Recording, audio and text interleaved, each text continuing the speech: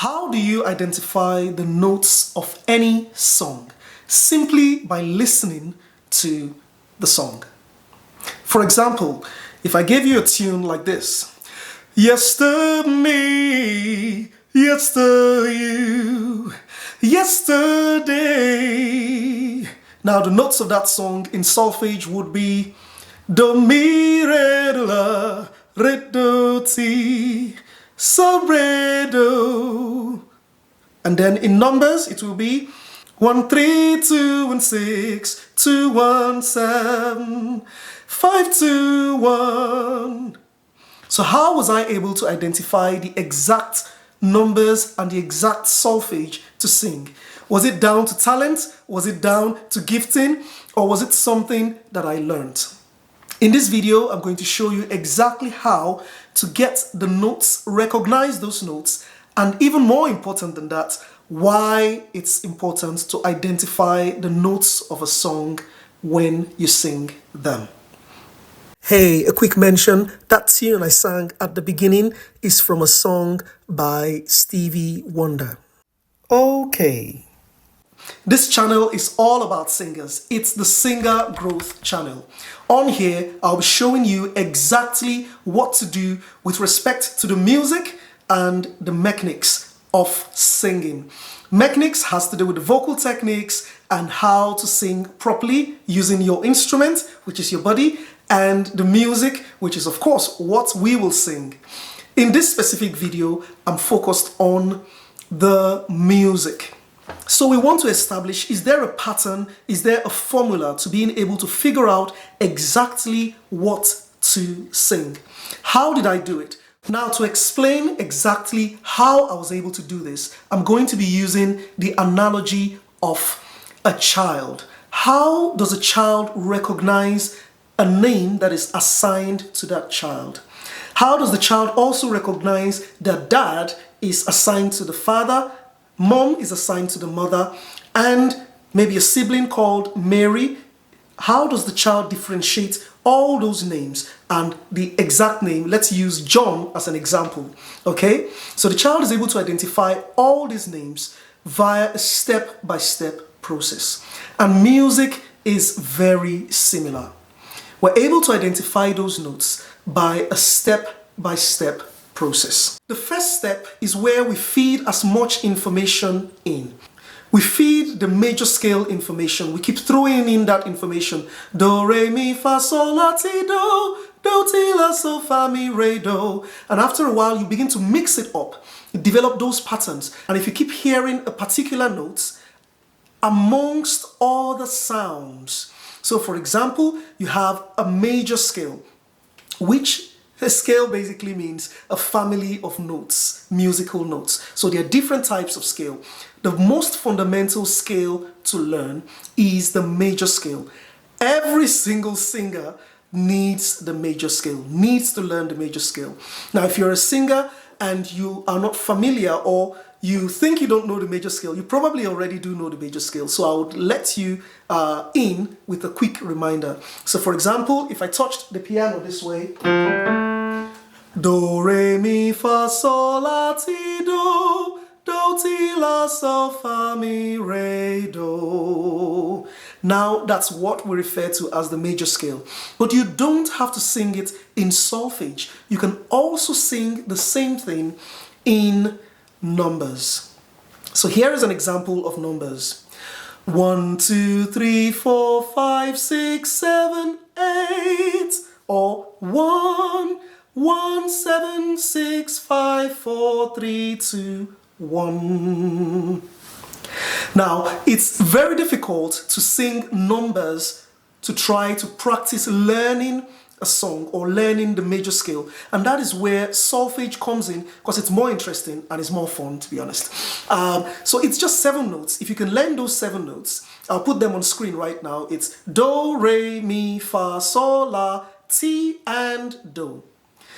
If you can learn those solfa notations, what you find is you begin to step into the space of being able to associate these syllables, because solfege is about syllables. In a different video, I explained the history of solfege and how solfege came about and how useful it is in music, especially for singers. Okay?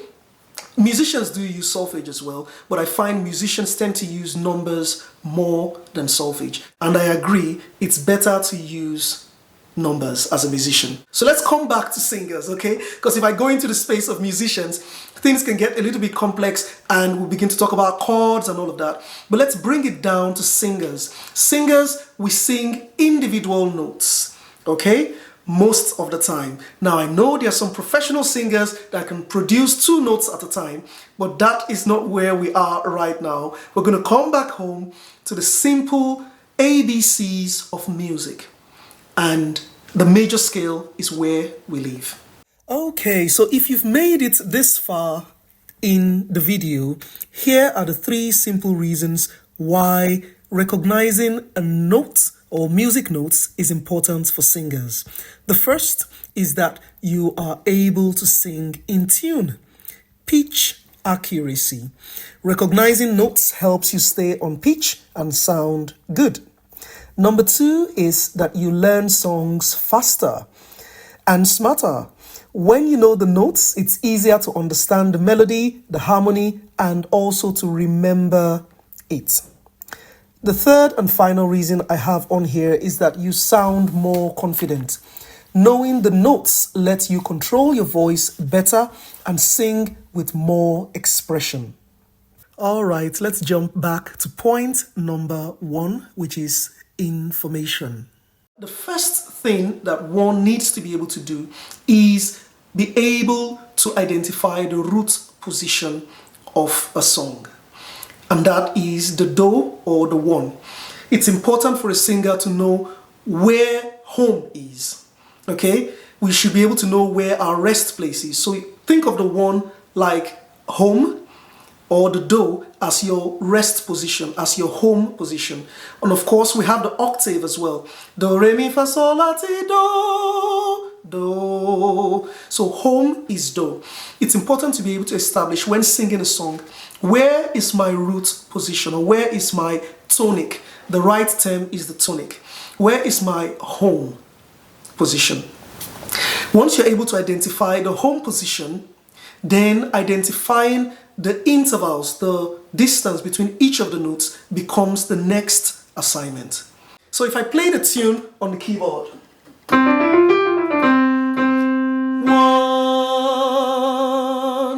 how am I able to identify that that note is 1, do, and another note, mi, do, re,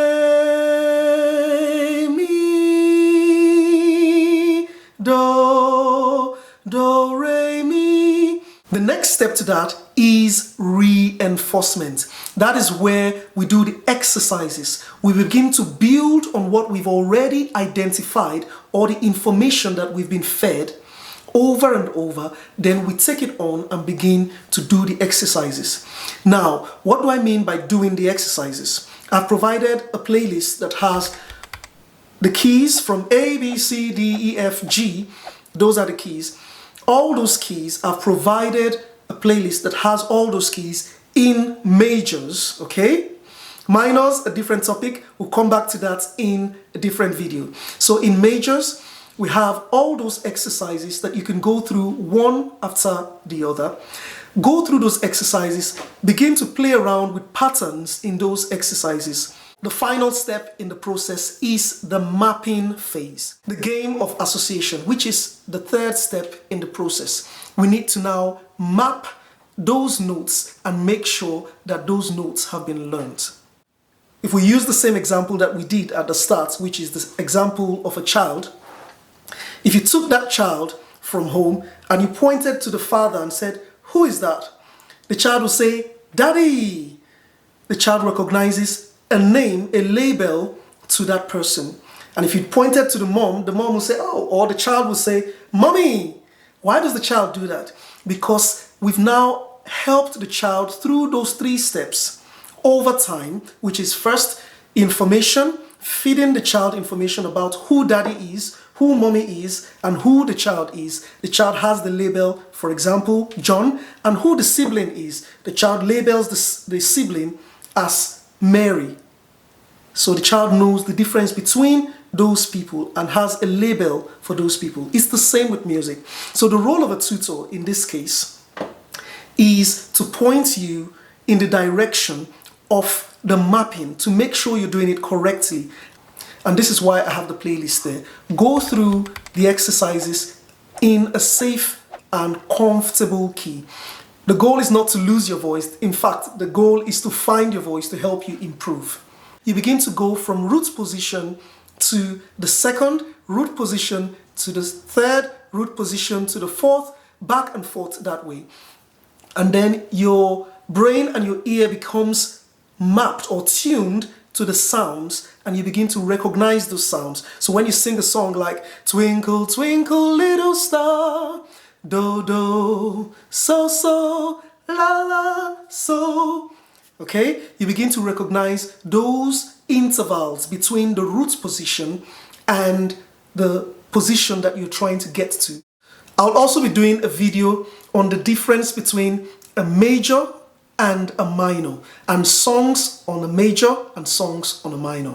So look out for that. I'll put a link in the description to the playlist where we have all the exercises. Go ahead, do those exercises and let me know how it goes.